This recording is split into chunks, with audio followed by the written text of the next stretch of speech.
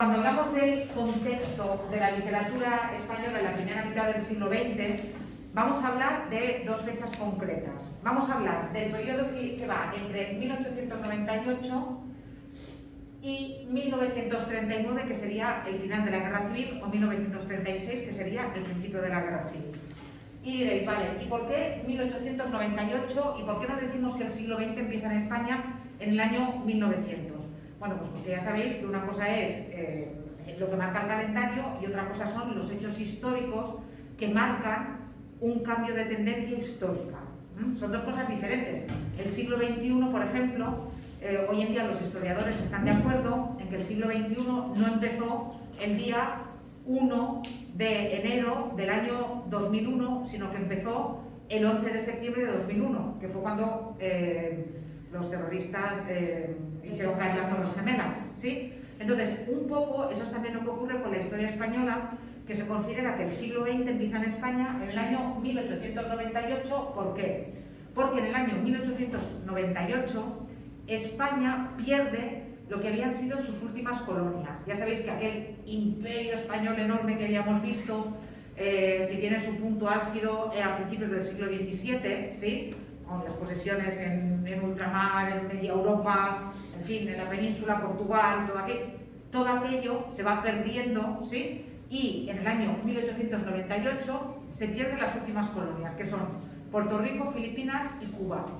Y además Cuba se pierde después de una guerra, bueno, llamarlo guerra, en fin, sería llamarlo de una manera muy grande. En una escaramuza rapidísima, Estados Unidos barrió las tropas españolas que estaban en Cuba, y entonces, bueno, fue una derrota tremendamente humillante y fue como una llamada de atención de éramos un país antes poderoso, éramos un país que éramos una potencia en muchas cosas, y ahora automáticamente lo hemos perdido todo y tenemos un problema primero de conciencia social de quiénes somos y de cuál es nuestro papel en Europa, y después también una crisis económica fortísima derivada de la guerra, derivada también de que dejaran de llegar ciertas materias primas que llegaban de Cuba fundamentalmente, pero también de Filipinas y de Puerto Rico, y después también, bueno, lo que implica una guerra en Filipinas y también en Cuba, en fin, con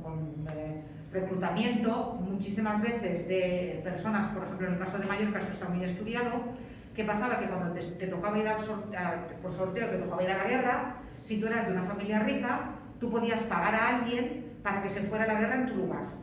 ¿Qué ocurría? Que por ejemplo en el campo mallorquín, después de la guerra de Filipinas, hubo un desastre porque se fue muchísima mano de obra, hombres jóvenes y fuertes que eran los que trabajaban en el campo, y aquello pues provocó después una crisis en la agricultura muy fuerte, una hambruna terrible, en fin.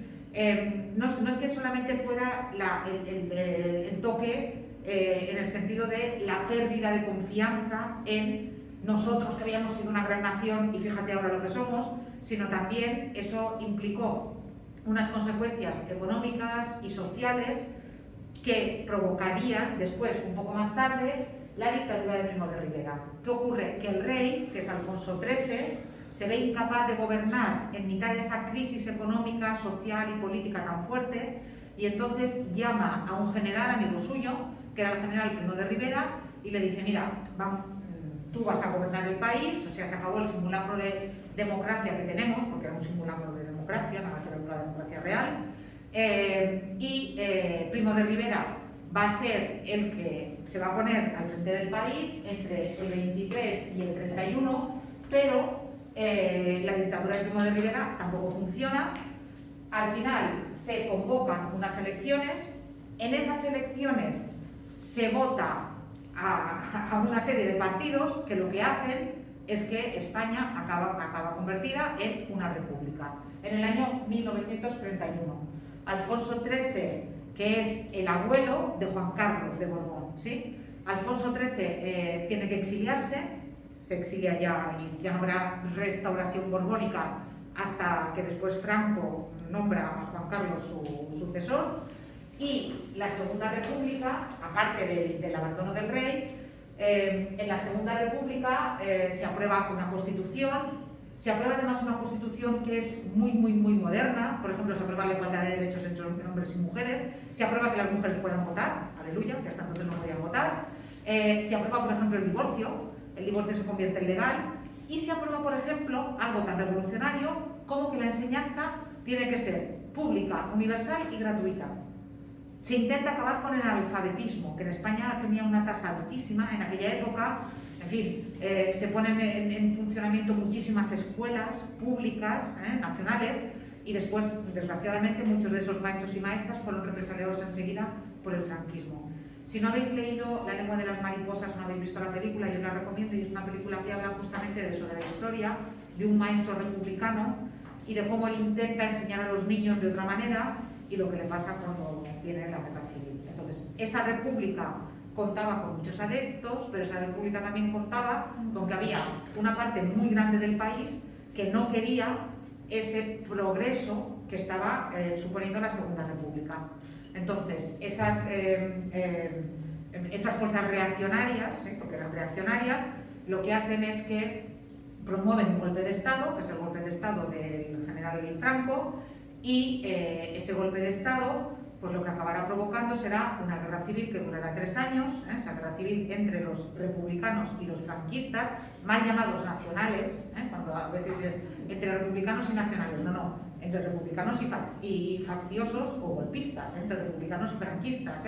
Esa guerra acaba con la victoria de las tropas franquistas, y después de eso lo que va a venir va a ser una larguísima dictadura de 40 años, ¿sí?, favorecida pues, por un contexto internacional, del que hablaremos después en el próximo tema. Parecía que la dictadura de Franco iba a durar poco, pero al final, como de alguna manera el franquismo suponía la barrera para el comunismo al que tanto miedo tenían muchas potencias europeas, pues al final Franco estuvo sustentado, pues, por ejemplo, por los Estados Unidos, que preferían un régimen dictatorial en España que el peligro de que el comunismo, pues, en fin, echara raíces en el país.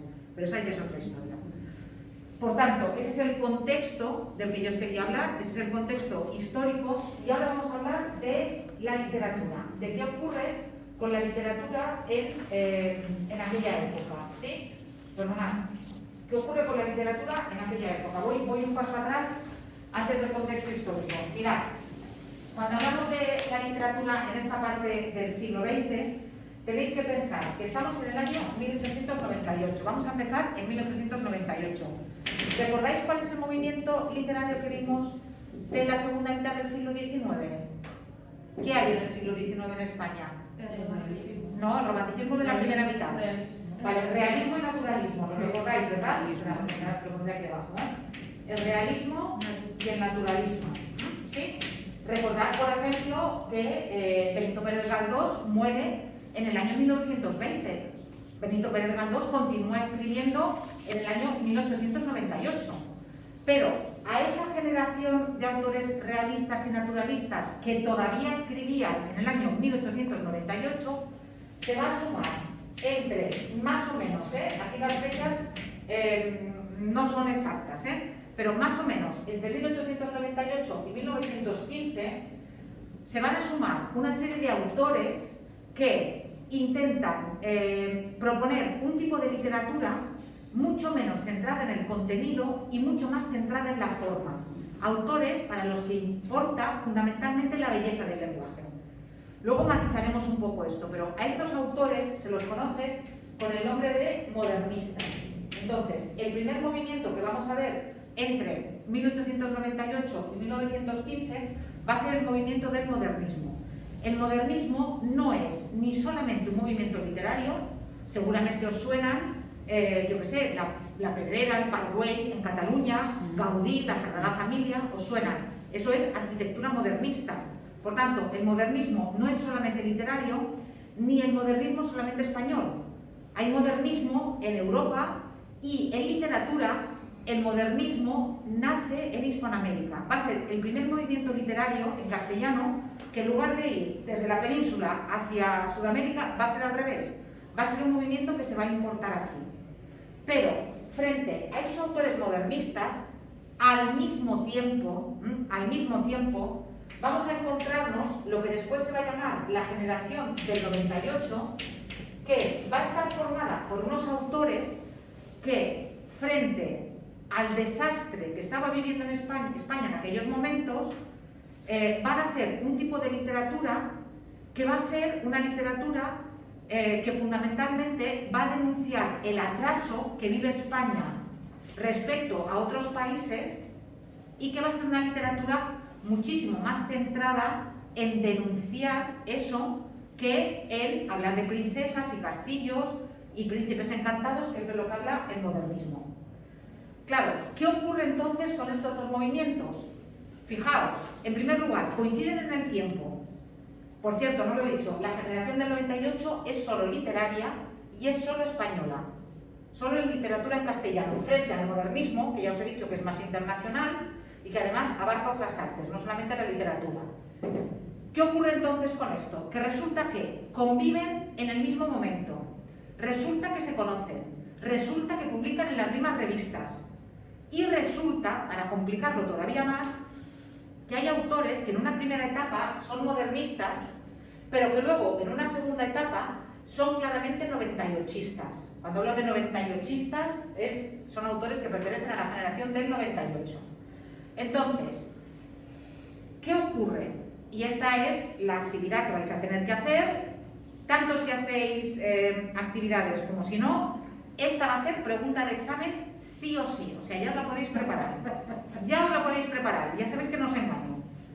La pregunta es, si la generación del 98 y el modernismo son un movimiento o si son dos movimientos. Y me va a dar igual lo que vosotros me contéis, porque lo único que yo voy a querer es que me argumentéis. No hay respuesta buena, no hay respuesta mala tampoco, porque de hecho los críticos literarios españoles continúan debatiendo esta cuestión. Hay críticos que dicen, son tantas las diferencias que son clarísimamente dos movimientos diferentes.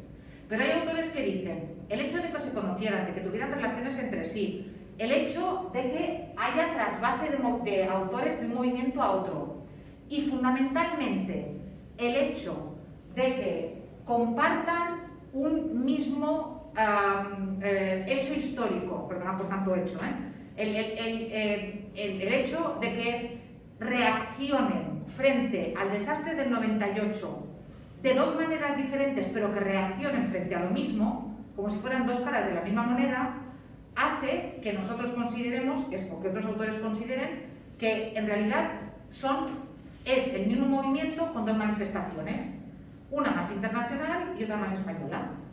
Sí, y repito, no hay respuesta buena ni respuesta mala. Los autores que sostienen que son dos movimientos se centran fundamentalmente en las diferencias. Los autores que piensan que son un movimiento se centran en todo aquello que los une, en todo aquello que hace que se puedan considerar, pues eso, como partícipes, sino de la misma manera de escribir, porque las diferencias son muy grandes, sí del mismo espíritu de final y principio del siglo. ¿Sí? Para responder bien a esta pregunta tenéis un vídeo en el que justamente se habla de eso, de cuáles son las diferencias y las semejanzas entre los dos movimientos.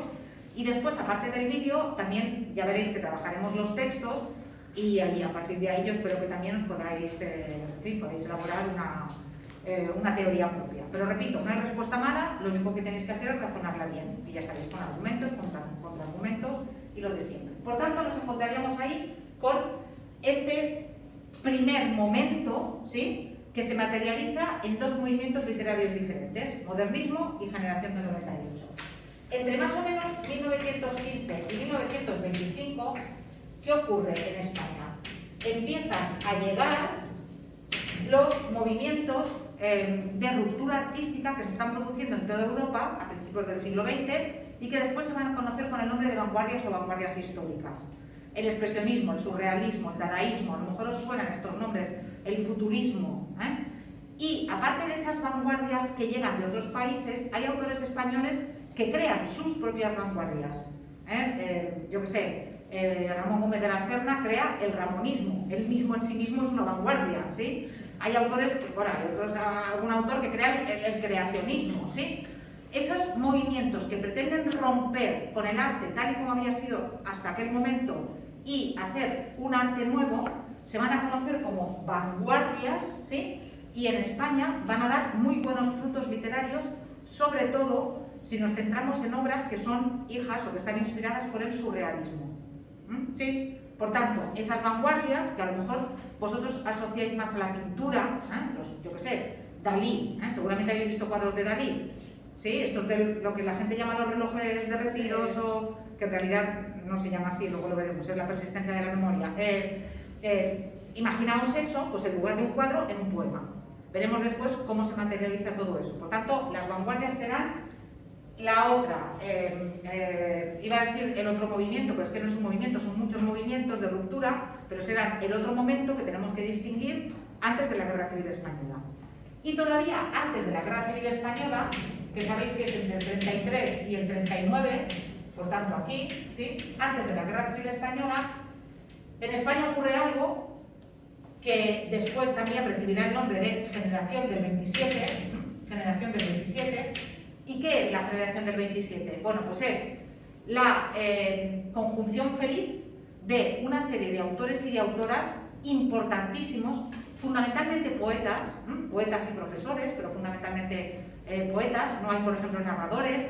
Hay algún autor que se dedica un poco al teatro, como Lorca, pero son fundamentalmente poetas, que van a ser la generación poética más importante que ha dado nunca jamás la literatura española.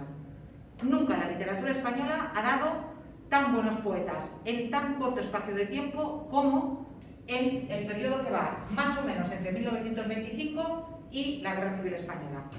La Guerra Civil Española va a romper todo eso, pero imaginaos lo que supone aquí, en este momento, todavía queda algún autor de la última generación, de los últimos, del naturalismo o del realismo que siguen escribiendo, por ejemplo, Blasco Ibáñez. Todavía los autores del modernismo y de la generación del 98 siguen vivos y siguen escribiendo. Los de las vanguardias, vivos y escribiendo. Los del 27, vivos y escribiendo. De manera que, recordad, aquí en el 31, en 1931, aquí ya tendríamos la Segunda República. En el periodo de la Segunda República, lo que nos vamos a encontrar es con un periodo fundamentalmente de efervescencia cultural. Porque claro, yo hablo de literatura, pero se habla, o sea, es lo mismo, es la época dorada del periodismo, es la época dorada del parlamentarismo en España. Nunca ha habido tan buenos parlamentarios como entonces. Es la época dorada, bueno, de la pintura, de la música, del cine, ¿sí? Y eso, repito, lo va a truncar después la Guerra Civil. Porque además, ¿qué va a ocurrir? Que la mayoría de los autores que importan están a favor de la República, claro, están a favor de la democracia, están a favor de la libertad de verdad, ¿sí? Entonces, claro, muchos van a morir durante la Guerra Civil o inmediatamente después, muchos van a tener que exiliarse, van a tener que irse a vivir fuera, y muchos van a vivir en lo que se va a llamar después el exilio interior. Por tanto, lo que va a venir después va a ser otra historia completamente diferente. Y a este periodo de la literatura española que va entre 1898 y el inicio de la Guerra Civil Española se le conoce como la Edad de Plata de la literatura española. ¿Para qué? Pues para contrastarla con el Siglo de Oro. Pero recordad, cuando hablábamos del Siglo de Oro, en realidad hablábamos de dos siglos. En realidad estábamos hablando de Renacimiento y Barroco. Es verdad que en el siglo XVI y XVII en España tenemos figuras de primerísimo nivel: Garcilaso, Cervantes, Lope de Vega, Calderón de la Barca, el anónimo autor del Lazarillo, Quevedo, Góngora, es verdad, pero estamos hablando de dos siglos. Aquí vamos a hablar de autores de primerísimo nivel y vamos a hablar de esos autores en 40 años. O sea, esto no había pasado nunca en la historia de la literatura española y hasta el momento ya os aseguro que no ha vuelto a pasar. Ojalá volviera a pasar, pero hasta el momento, repito, no se ha vuelto a dar. Sí, entonces, cuando hablamos de Edad de Plata, hablamos justamente de esto, de este periodo en el que, fijaos, aunque yo os vaya marcando las diferentes etapas, lo que tenéis que tener muy claro es que, claro, cuando empieza el modernismo, los autores del realismo no dejan de escribir, ellos siguen escribiendo. Claro, estos son los modernos, he dicho la palabra modernismo, en principio es una palabra despectiva, es un término despectivo. Cuando empiezan las vanguardias, los autores del modernismo no dejan de escribir. Cuando la generación del 27 toma la delantera en la literatura española, no dejan de escribir los anteriores, ¿sí? Entonces, es muy importante tenerlo en cuenta para entender qué es lo que se va a perder después, que va a ser una historia tristísima, ¿sí? Quita, cortas porque